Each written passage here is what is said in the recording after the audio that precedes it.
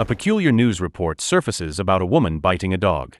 The bizarre story catches the attention of three manga assistants at work, Hideo, Mitani, and Michan. As night falls, Hideo returns home to a cold reception from his girlfriend Teko. He lives in her rented apartment since his income barely covers his needs. Later that night, while Teko sleeps, Hideo reflects on his fading dreams of becoming a successful mangaka. 15 years earlier, he had won a prestigious newcomer award, yet his career has since stalled. During his downtime, he takes comfort in his hobby, hunting, and owns a licensed rifle he has never used. The next morning, Teko finds Hideo inspecting his gun. She calls it useless and reminds him of their financial troubles. Frustrated, she urges him to sell it, but Hideo refuses. He insists that his breakthrough manga is coming soon. Hideo then visits the editorial office to pitch his new work. The editor shows little interest. Moments later, an unexpected guest arrives, Hideo's former peer who had shared the same award 15 years ago. The editor's enthusiasm shifts to the guest, leaving Hideo and his manuscript ignored. As Hideo leaves the office in silence, he tells himself he's not giving up yet. This is I Am a Hero. I am a hero. 絶叫のゾキュンパニック. That evening, tension at home reaches its limit. Teko, exhausted by their money problems and Hideo's stubborn pursuit, tells him his dream is nothing more than a fantasy. She throws him out, along with his beloved gun. As he leaves, Hideo notices her hand wrapped in bandages. The next morning at the office, the news reports a mysterious global virus spreading rapidly. Those infected show flu-like symptoms and strange bruises. Around the same time, Michan begins to feel ill and decides to rest. Mitani, noticing this, whispers that Michan might be infected after spending the night with their boss. Soon after, their boss enters the room with a bite wound on his neck. His eyes look distant and unsettling as he mutters that their deadline will never come. That night, Hideo receives a call from Teko. Her voice is soft and apologetic. She asks him to come home. Outside, the sound of helicopters fills the sky. The next day, Hideo decides to return to Teko's apartment. He brings her favorite food, hoping to reconcile. When he arrives, the door is locked and she doesn't respond. Peering through the mail slot, he sees Teko lying still on the floor. Moments later, she suddenly rises, her movements strange and unnatural. To his horror, she has turned into a zombie. She bursts through the door and attacks him while mumbling broken words about being useless. Hideo realizes the infected can still speak fragments of their memories. He struggles to escape, but Teko slams into the door, knocking out all her teeth. Toothless and relentless, she drags Hideo inside and tries to bite him. Her gums fail to pierce his skin. In the chaos, Hideo shoves her away. She falls and her head lands on a sharp trophy. Shocked by what happened, Hideo panics and runs from the apartment, leaving her lifeless body behind. On his way out, he crosses a pedestrian bridge and notices a woman nearby holding a wounded hand. Above, dozens of airplanes fly overhead. Uneasy, Hideo continues to his workplace. When he arrives, he finds all his co-workers' shoes lined up but no one around. Then he sees Mitani, standing in blood-soaked clothes, gripping a baseball bat. Inside, the office is a scene of horror. Bodies are scattered across the floor. Their boss staggers forward with a knife lodged in his chest. Mitani reacts first, swinging the bat and knocking the zombie down. But the creature rises again and attacks him. Remembering what he heard in the news, Mitani smashes the zombie's head, knowing it is the only way to stop it. When the fight ends, Mitani turns to Hideo and asks if he has been bitten. Hideo quickly checks his hand. Teko's bite didn't break the skin. Mitani isn't as lucky. He reveals a bite on his leg and admits he's starting to lose control. Before turning, he takes his own life. Still shaken, Hideo barely has time to react when Michan appears, now a zombie. He runs from the office into the streets, where chaos has taken over. People scream and flee as zombies attack from every direction. Desperate for safety,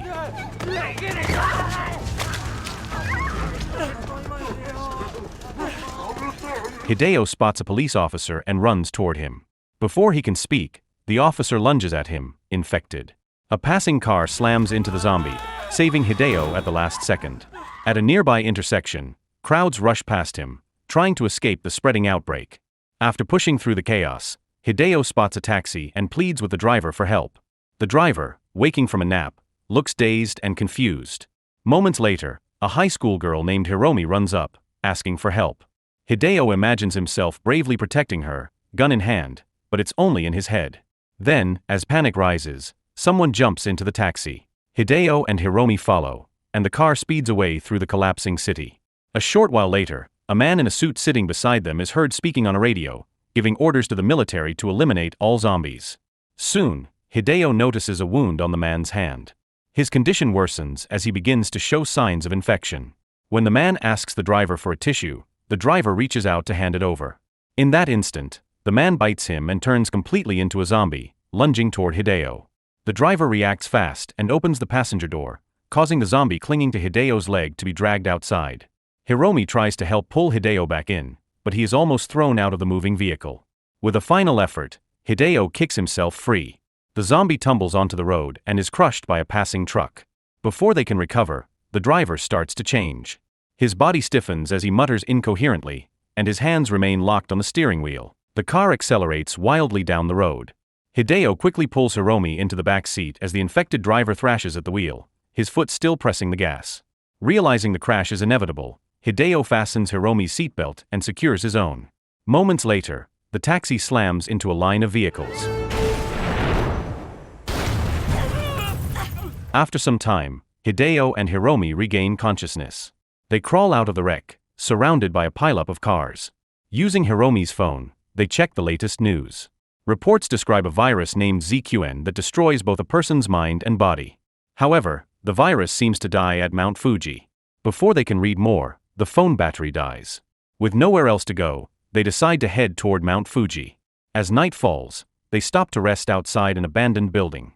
For the first time, they properly introduce themselves. Hiromi admits that she feels safe as long as Hideo is with her. Her words give Hideo a rare sense of pride. After talking for a while, they decide to rest until morning. The next day, as Hideo quietly watches Hiromi, he notices a bite mark on her neck. Shocked, he points his gun at her. Hiromi explains that she was bitten by a baby 2 days earlier and believes she is infected. She asks Hideo to end her life. Remembering that he was once bitten by Teko, who had no teeth, Hideo lowers his gun. He promises to stay with Hiromi and protect her until they reach Mount Fuji. As they continue their journey, Hiromi's symptoms worsen. While resting, one of her eyes turns red. She hands Hideo her music player and urges him to leave her behind. Moments later, her body begins to convulse. Hideo stands frozen, unable to help, then turns away and walks off into the distance. Not long after, on the road, Hideo spots a figure approaching from afar, seemingly in need of help. As the person draws closer, he realizes too late it is a zombie. Just as he is about to be overpowered, Hiromi suddenly appears and snaps the zombie's neck with inhuman strength. She throws the creature aside effortlessly. Hideo stares in disbelief as she tears the zombie apart, her cold expression unsettling him. Then, unexpectedly, she reaches out her hand to help him up. At first, Hideo thought about leaving her behind, afraid of what she had become. But he remembered his promise to protect her. Determined to keep his word, he decided to continue the journey with her. When he offered her canned fish, she turned away. But when he handed her cat food, she devoured it eagerly, revealing her half-zombie state. They pressed on together. Hiromi followed silently, her face blank and distant. After a long walk, Hideo found an abandoned cart labeled Fuji. He placed Hiromi inside and pushed her along the empty road, weaving between abandoned cars toward Mount Fuji. When they arrived in a quiet, ruined area, the streets were still and filled with debris. Hideo noticed a burned corpse on the ground. He tried on a jacket he found nearby, hoping to look presentable, when a zombie suddenly appeared behind him. Before it could strike, a woman rushed in and saved him.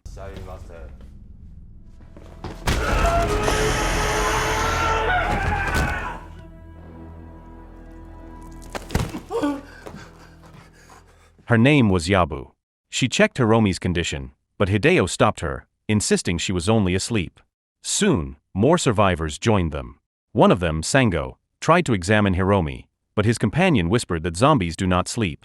Before the tension grew, a lookout shouted from outside, warning that a horde was approaching. The group quickly prepared to escape.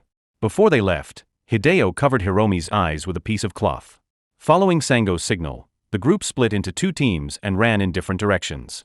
During the escape, one survivor was caught and devoured. Moments later, a loud clanging echoed from a nearby rooftop. Other survivors were banging pots to draw the zombies away. Taking advantage of the distraction, Hideo and the group slipped through a hidden door and climbed up to the roof. At the top, they met Iowara, the leader of the survivors. He welcomed them and told Hideo to meet Abe, who managed the supplies. Abe handed out sleeping bags, but Hideo's attention was caught by the watch on Abe's wrist. Noticing his interest, Abe smiled and showed him a basket full of watches to choose from. That evening, Yabu approached Hideo and asked about his connection to Hiromi, assuming they were siblings. Hideo explained they had only met recently. Yabu then told him that zombies often retain fragments of their strongest memories, which is why some of them still speak the words that once mattered to them most. The next morning, Hiromi managed a faint smile while listening to Hideo sing. For a brief moment, there was peace. Then Hideo noticed a zombie below the rooftop jumping higher than the others.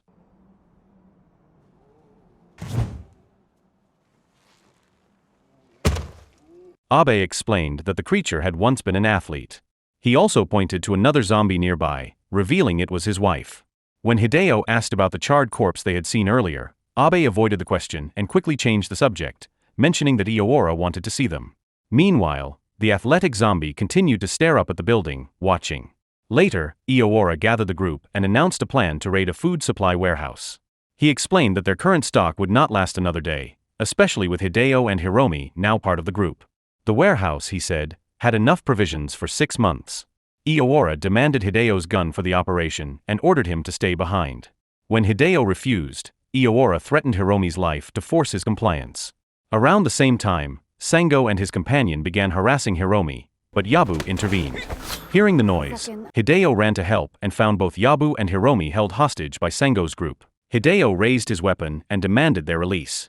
Before the situation could calm down, Iowara arrived and pointed his gun at Hiromi, escalating the standoff. In that tense moment, Hiromi suddenly broke free and attacked her captors, tearing away the cloth that covered her eyes.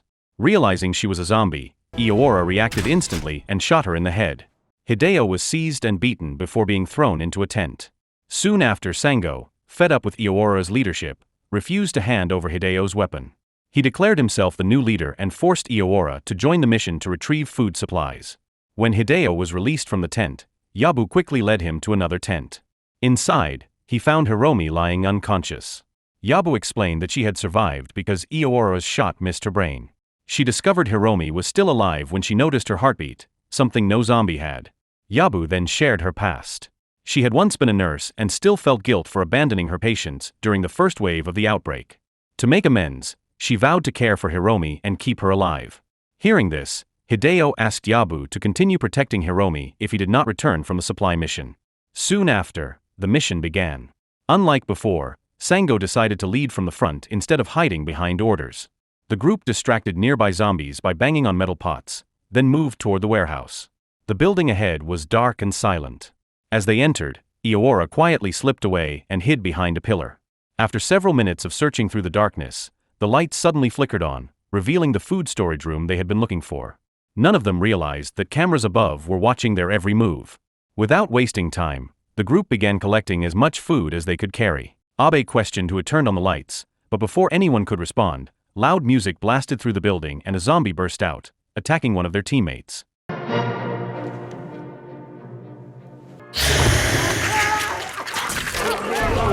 Startled, Sango fired his gun, killing both the zombie and a bitten companion.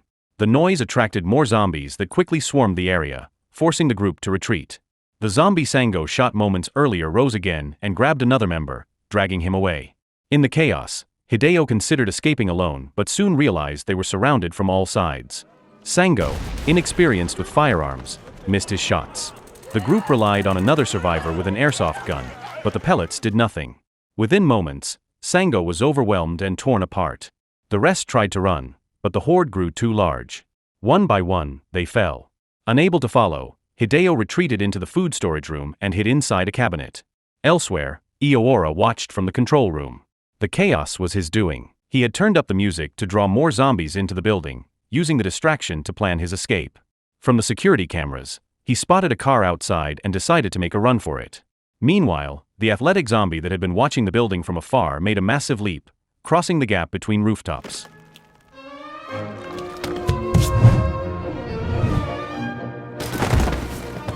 Inside, one survivor discovered a teammate's mutilated body.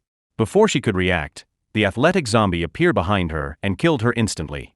Back in the control room, Iowara opened all the building's gates, trapping Sango's remaining team inside with an even larger horde.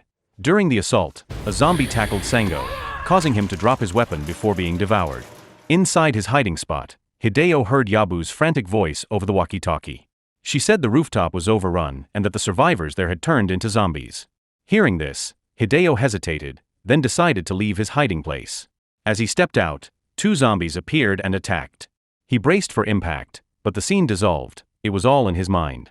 The same nightmare replayed again and again, each time more vivid. When he finally gathered enough courage to step out for real, the room was silent and empty. Reaching for the walkie-talkie, Hideo was caught off guard when a zombie lunged at him. Its teeth sank into the stack of watches wrapped around his arm, sparing him from injury. Acting on instinct, Hideo fought back and managed to kill the zombie. Moments later, another zombie appeared. He quickly slammed the door shut, trapping it inside. Grabbing the walkie-talkie, he called Yabu and told her he was on his way to help. At the same time, Yabu carried Hiromi on her back and began descending from the rooftop. Hideo tried to hold off the zombies with an airsoft gun, but the pellets did nothing. Thinking fast, he scattered the pellets across the floor, causing several zombies to slip and fall. This gave Yabu enough time to reach the lower floors and head toward his location.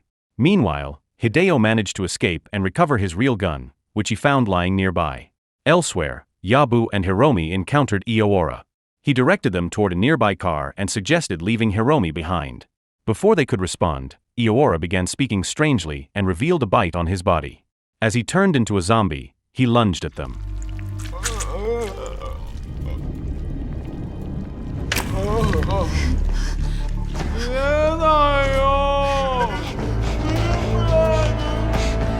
Just before he reached them, Hideo appeared and ordered them to get down. He fired a shot, killing Iowara instantly. Following Iowara's directions, they moved toward the car he mentioned but were interrupted by Sango, who suddenly appeared. After taking Sango's bulletproof vest and grabbing the car keys, the group continued toward the parking area. When they arrived, they saw Abe being chased by a horde of zombies. Forced to change course again, they ran through a hallway, only to find the exit blocked by another swarm. With nowhere to run, Hideo decided to make a stand. He raised his weapon, ready to use his remaining bullets. Then, for the first time, Hiromi spoke. She said she felt safe whenever she was with him. Her words reignited his determination. Fueled by her trust, Hideo fired at the approaching zombies with renewed strength. Soon, Yabu, Sango, and Abe joined the fight. They battled side by side, striking the zombies at close range.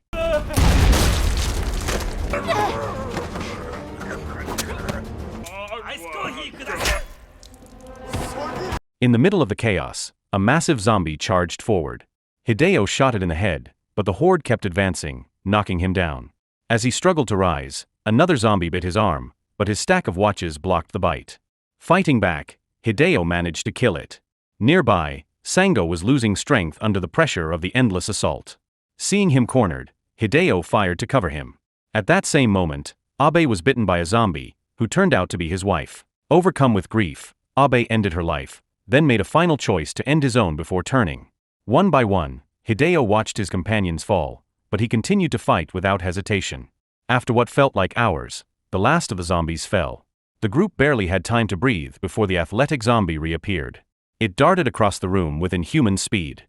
Hideo shot its stomach, but it survived and continued leaping from wall to wall.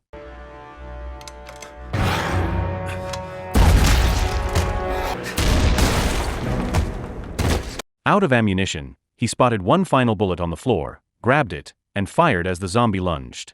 The shot hit its head, but it still clung to life and attacked Yabu and Hiromi. With his last burst of strength, Hideo struck again, finally killing it.